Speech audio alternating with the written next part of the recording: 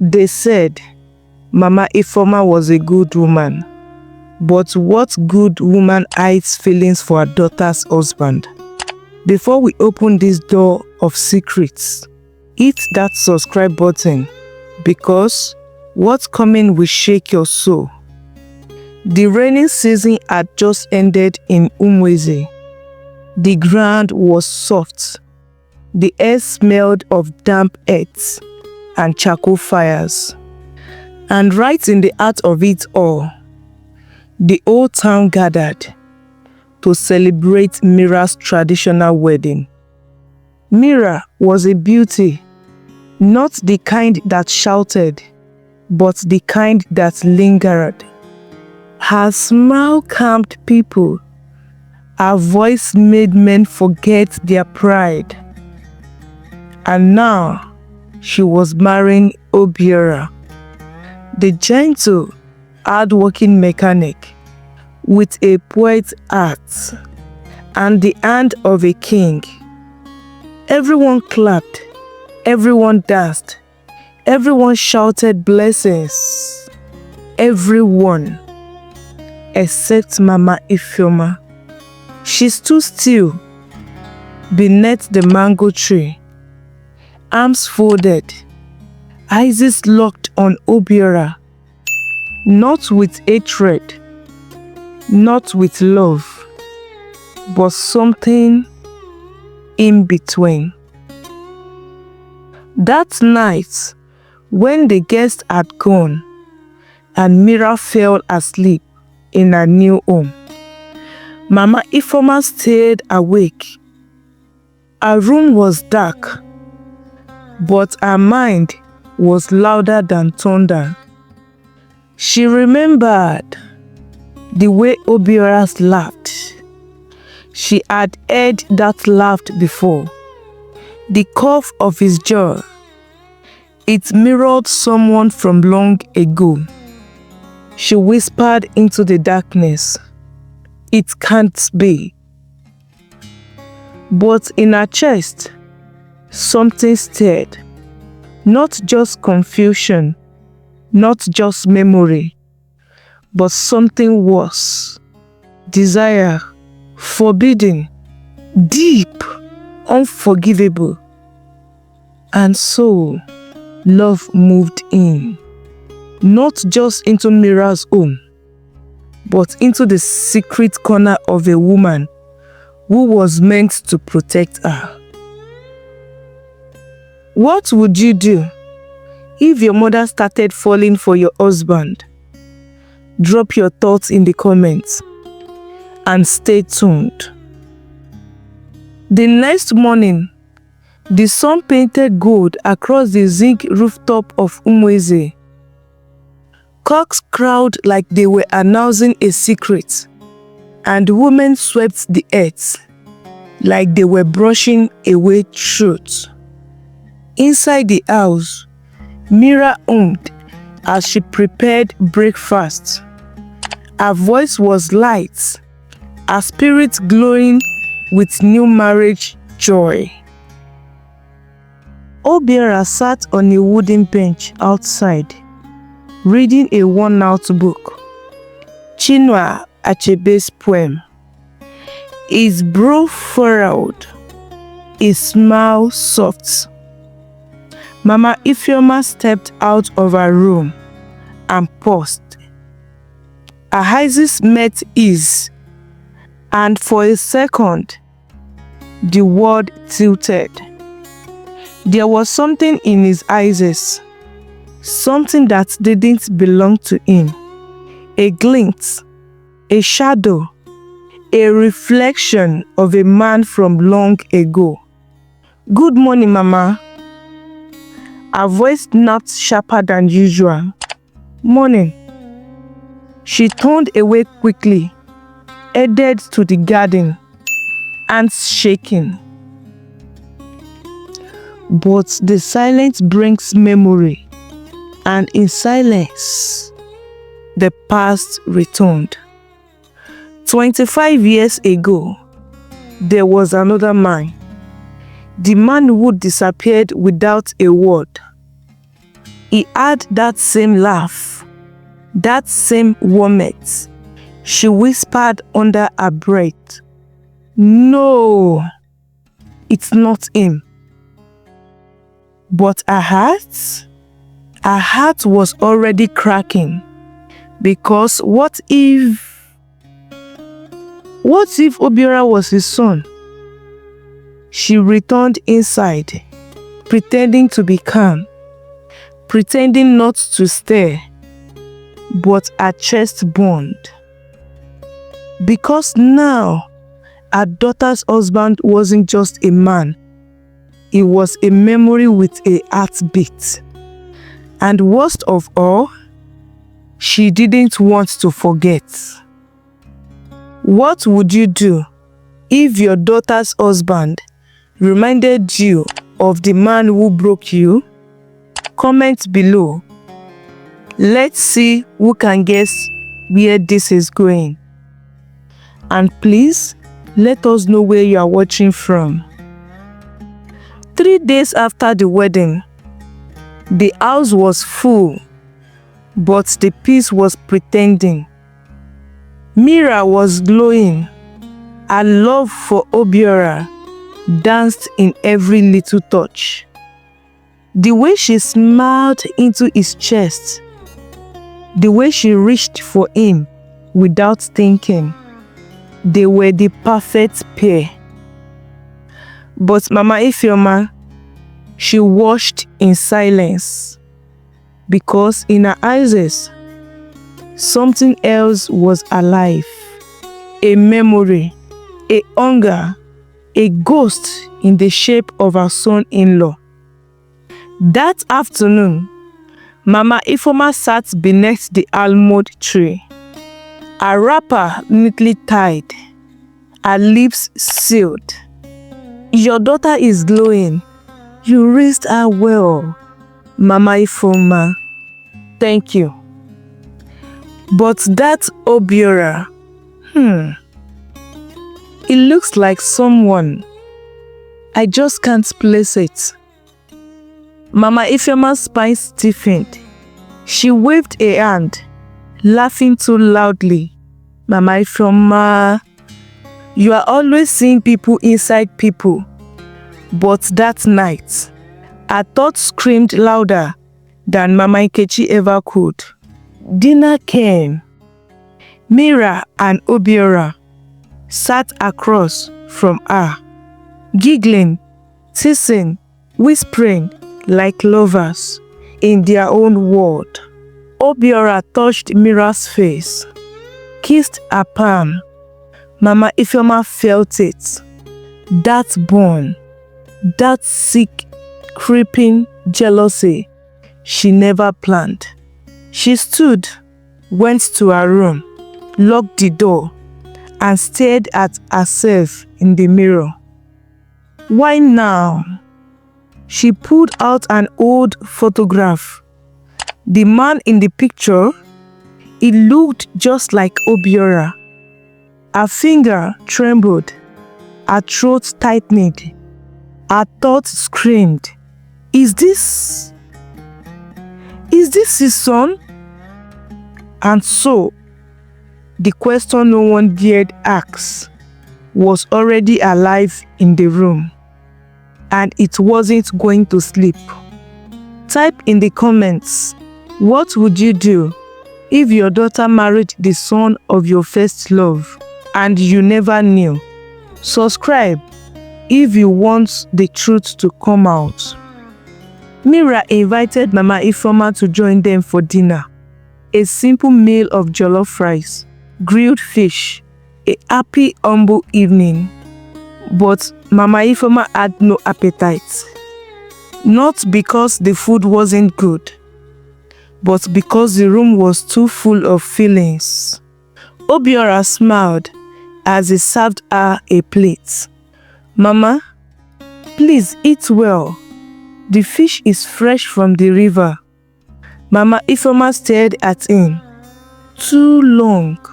Something in her chest stirred. And it wasn't pride. It was something worse. She excused herself early, went to her room, closed the door, sat in the dark. She had felt his hand brush hers while passing the plates. It was innocent, but her body, it reacted like it had touched fire. She covered her mouth, ashamed, afraid, but not sorry. What is happening to me? She remembered Ekene again. His voice, his warmth, his disappearance, his betrayal, and now his echo, living, breathing in the body of Obiora.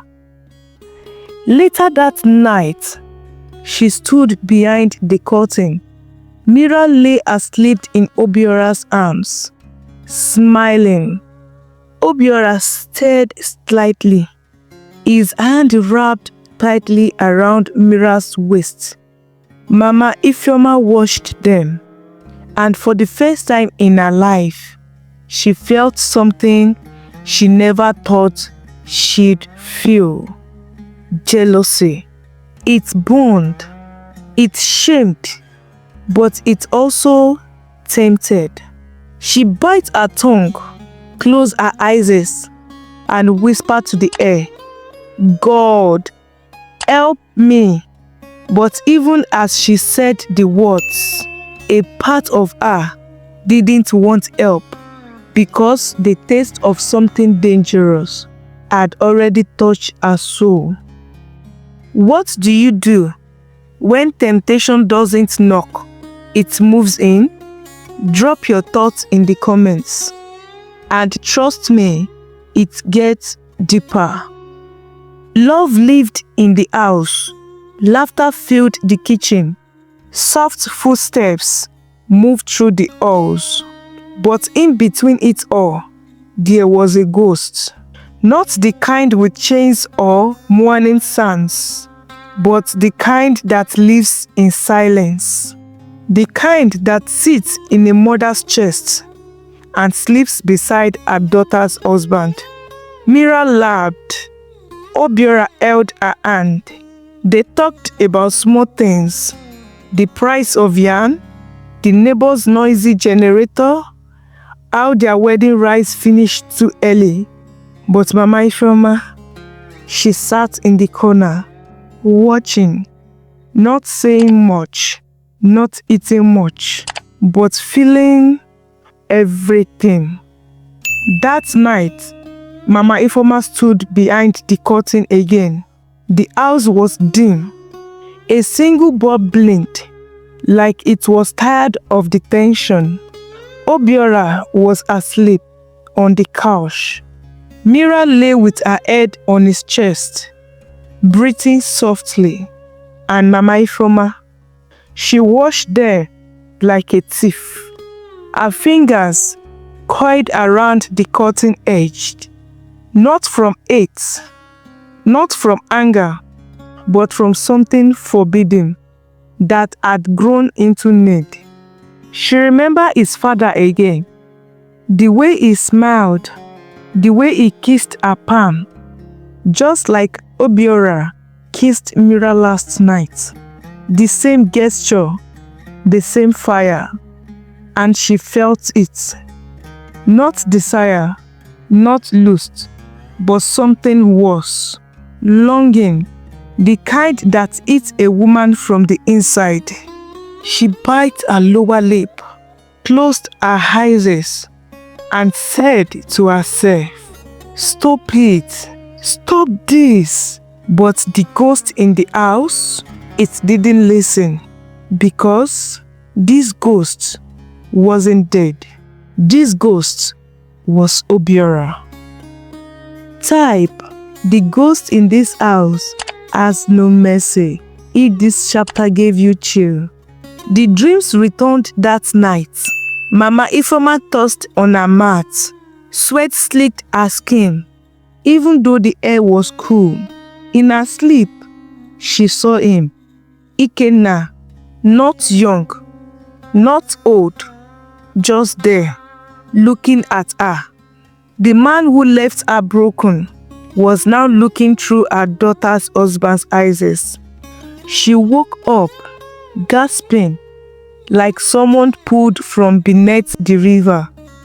She sat up, hands shaking, memory pressing down like a hand on her chest.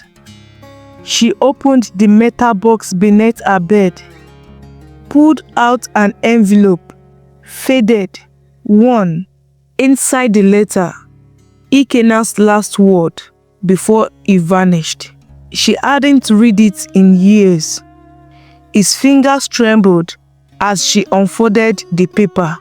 She read, "If I don't come back, know that I carry you in the blood of my children.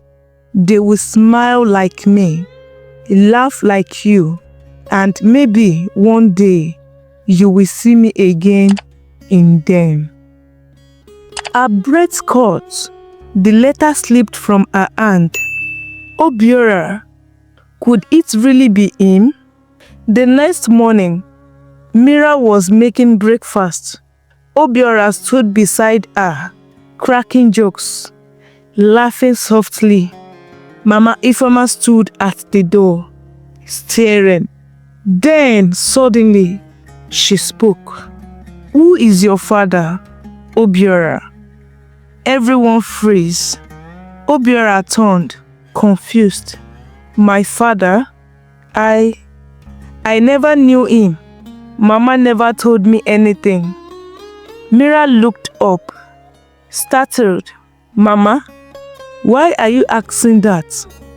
But Mama Ifeoma, she said nothing. Because the truth was crawling out of his grave, and no one had asked for it. What would you do if you realize your daughter's husband might be the child of the man who broke you? Comment below. Obiora couldn't sleep that night. Not because of noise, but because of that question. Who was your father? He kept hearing it over and over. Why had Mama Ifeoma asked that? And why did it sound like a memory shocking her from the inside? The next morning, the house was quiet. Mira was away at the market. Obiora returned early from the workshop, sweaty, tired, holding a sachet of cold water in one hand and a question in his heart. He knocked lightly on Mama Ifeoma's door. "Come in." He entered. She was seated, folding wrappers, her face calm, but her spirit restless. "Mira said I should come collect the pepper you blended this morning." She pointed to the bowl. "It's on the table." He stepped forward and stood behind him, too close. He turned slightly, felt it. A breath behind his neck. He froze. "Mama?" She stepped back quickly, her face pale, eyes wide. I am sorry." Silence taking the room. Obiora left, slowly, but his heart was racing, not with desire, not with anger, but with fear, because something scared had just been touched. Mama Ifeoma stood still, her fingers still tingled, not with shame, but with remorse. She hadn't meant to, she didn't plan to, but now, the line between mother and son-in-law had been crossed, and it could never be uncrossed. If a moment like this happened in your home, would silence fix it or destroy it? Drop your thoughts. Sleep did not come to Mama Ifeoma that night, not even a minute. She lay on her mat, eyes wide open, sweat crawling down her face. Even though the night breeze whispered through the window, she had crossed a line, and now the share was not just in her mind, it was in her body. She sat up, wrapped her arms around herself, and whispered into the dark, "What is wrong with me?" But the dark didn't answer, because it already knew. She had buried desire for years, buried memory, buried him. But now, Obiora had awakened it all. The man she once loved now lived in her daughter's husband's face. The next morning, she avoided Mira, pretended she had a headache, stayed inside, locked herself away. Obiora noticed, but said nothing, because he was afraid to name what he felt, and deep down, he knew naming it would give it power. That night, Mama Ifeoma stood by her window. The room was dark, but her thoughts were on fire. She watched through the curtain, Obiora sleeping on the couch again, Mira's head on his chest, smiling, and suddenly, Mama Ifeoma felt it again. Jealousy. Not soft, not silent, but loud, booming. Wrong. So wrong. Her lips parted. Her hand touched the glass window, and for one terrifying moment, she imagined being in Mira's place. She pulled her hand back, covered her face, whispered, "No, no, no, no." But the fire was already under her skin. If you felt this story born, type "This ending shocked me" in the comments. And brace yourself, because part 2 is where secrets start cracking open.